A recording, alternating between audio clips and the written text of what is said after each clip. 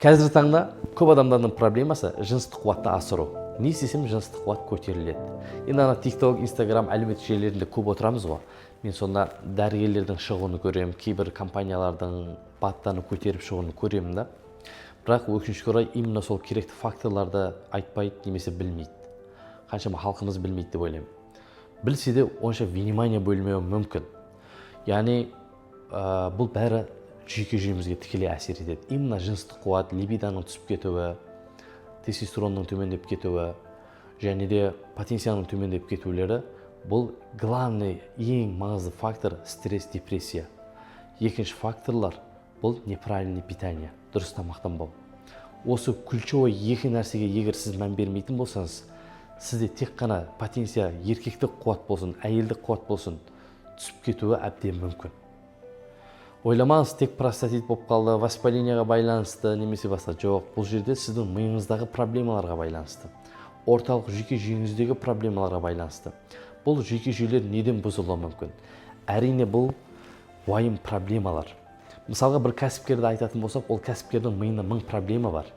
Не істесем менің қаржым көтеріледі, не істесем ана сотрудниктермен қалай жұмыс істеймін, инвестормен қалай жұмыс істеймін, күнде проблемамен жүреді ол даму үшін. Күнде проблема, уайым, стресс, депрессия, әйтеуір ұрсып қырылысып жүретін кәсіпкерлерде потенция, либидо, жыныстық қуат түсіп кетеді. Желание болмайды ешкімде. Ол әйел кісіде болсын, ер кісіде болсын. Әрине сіз углевод, калорийный питаниялар болса, потенция, жыныстық қуат кәдімгідей төмендейді.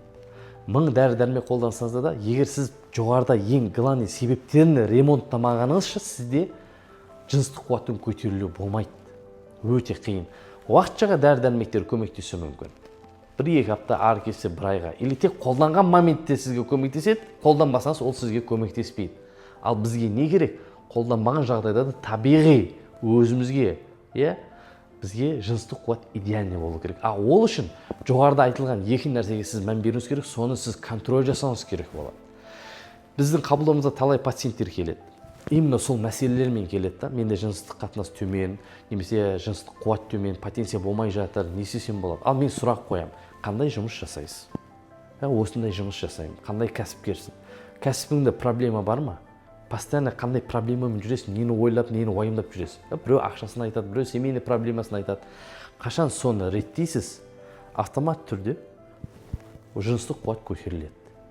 Тамақ, питание қалай болады? Осылай. Қашан тамағыңызды осы рационға өтесің, сенде жыныстық қуат көтеріледі, потенция көтеріледі деп айтам, соны істейді. Ондай кездескен